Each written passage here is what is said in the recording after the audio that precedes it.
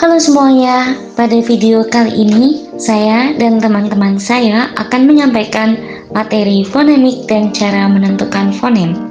Sebelumnya, perkenalkan nama saya Imtiazah Nila Hendana. Saya akan memaparkan materi bersama teman saya Leni Septiani, Fitriani Kusuma Hartanti, dan juga Hari Rahadian Pramana. Materi yang pertama yaitu fonemik. Fonemik sendiri adalah salah satu objek kajian fonologi yang mempelajari bunyi bahasa sebagai pembeda makna. Beberapa ahli memaparkan mengenai pengertian fonemik, seperti Verhaer yang mendefinisikan fonemik sebagai bidang khusus dalam linguistik yang mengamati bunyi-bunyi suatu bahasa tertentu menurut fungsinya untuk membedakan leksikal dalam bahasa. Kemudian, menurut Harimurti Krida Laksana, fonemik adalah penyelidikan mengenai sistem fonem dari prosedur untuk menentukan fonem suatu bahasa. Dalam mempelajari fonemik, kita mengenal adanya istilah fonem.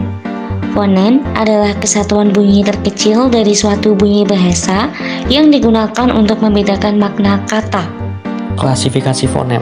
Klasifikasi fonem dibagi menjadi 3. Yang pertama ada fonem vokal, yang kedua adalah fonem konsonan, yang ketiga adalah transkripsi fonetis.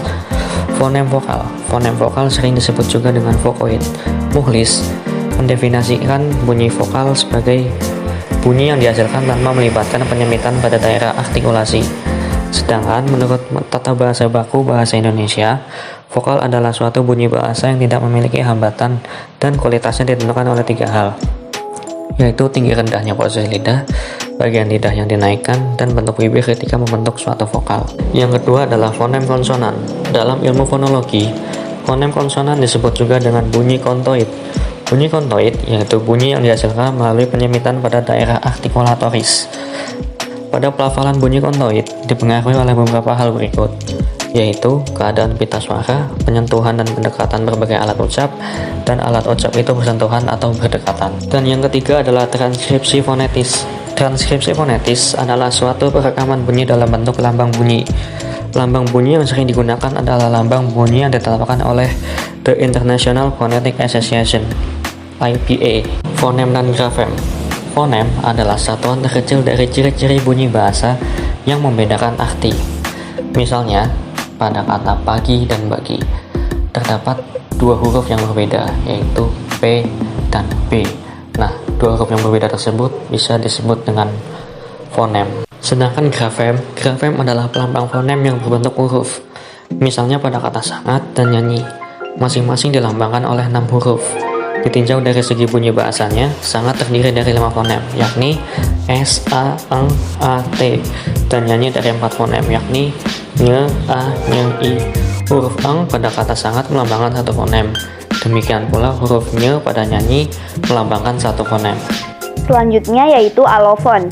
Jika 2 bunyi bahasa secara fonetik mirip, tetapi tidak membedakan arti, maka kedua bunyi itu disebut alofon dari 1 fonem yang sama. Fonem B misalnya, pada kata baru dan abu diucapkan tetap sebagai B. Akan tetapi pada kata Sabtu, fonem B diucapkan sebagai P. Jadi, realisasi fonem B dalam pelaksanaan ujaran bisa menjadi B dan P. Selanjutnya yaitu perubahan yang terjadi pada fonem. Perubahan yang terjadi pada fonem dapat diklasifikasikan menjadi sebagai berikut. Yang pertama, asimilasi. Asimilasi merupakan perubahan pada fonem dan perubahan tersebut terjadi pada 2 huruf yang mana huruf tersebut awalnya tidak sama menjadi sama. Asimilasi ini dapat diklasifikasikan menjadi sebagai berikut. Yang pertama, asimilasi progresif. Terjadi ketika bunyi yang diasimilasikan terletak sesudah bunyi yang mengasimilasi. Misalnya kata dalam bahasa Latin kuno, colnis diasimilasikan menjadi colis. Selanjutnya, asimilasi regresif. Terjadi ketika bunyi yang diasimilasikan terletak sebelum bunyi yang mengasimilasi. Contohnya adalah kata al-salam menjadi as-salam menjadi as-salam. Yang kedua, imperfect menjadi imperfect menjadi imperfect. Selanjutnya, assimilatio menjadi assimilation kemudian menjadi asimilasi. Yang ketiga, asimilasi total. Terjadi apabila kedua bunyi yang berbeda dijadikan benar-benar serupa. Contohnya, cum laboratorio menjadi collaboration, menjadi kolaborasi. Yang keempat, asimilasi parsial. Terjadi apabila kedua fonem yang berbeda hanya disamakan sebagiannya saja. Kemudian yang kedua adalah disimilasi. Disimilasi merupakan kebalikan dari asimilasi. Disimilasi adalah perubahan yang terjadi pada kedua bunyi di mana awalnya memiliki fonem yang sama, kemudian dijadikan berbeda. Contohnya adalah kata sajjana menjadi sarjana, prakerti menjadi pekerti, cita menjadi cipta, lauk-lauk menjadi lauk pauk. Yang ketiga, suara bakti. Suara bakti adalah penambahan bunyi antara dua fonem guna memperlancar bacaan. Misalnya pada kata gurauan dan kepulauan. Pada saat mengucapkan kata tersebut, muncul bunyi W dalam pengucapannya. Begitu juga dengan kata putra, putri, bahtera. Ketika mengucapkan kata tersebut, maka munculnya bunyi E pada pelafalan tadi. Lalu yang keempat, diftongisasi. Diftongisasi adalah perubahan bunyi bahasa yang berwujud monoftong menjadi dua bunyi yang beruntun. Misalnya kata teladan menjadi tauladan dan kata topan menjadi taufan. Yang kelima, monoftongisasi. Monoftongisasi adalah perubahan bunyi bahasa yang berwujud diftong menjadi monoftong. Misalnya kata petai menjadi pete dan kata ramai menjadi rame. Cara menentukan fonem.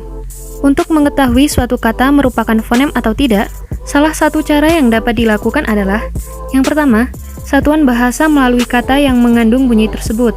Kemudian, membandingkan antara satuan bahasa yang pertama dengan satuan bahasa lainnya yang memiliki kemiripan. Yang terakhir, jika kedua bunyi tersebut memiliki perbedaan makna, maka itulah yang disebut dengan fonem. Contoh dalam pengaplikasian cara menentukan suatu fonem dengan cara yang telah dipaparkan tadi adalah langkah pertama ialah memilih kata. Kata yang diambil adalah kata laba dan raba. L, A, B, A, dan R, A, B, A. Bunyi pada huruf L dan R merupakan sesuatu yang berbeda. Setelah mengetahui bahwa dua hal tersebut berbeda dan dapat menghasilkan makna yang berbeda pula, maka itulah yang disebut dengan fonem. Sekian penjelasan dari kami. Sampai jumpa di lain kesempatan. Terima kasih.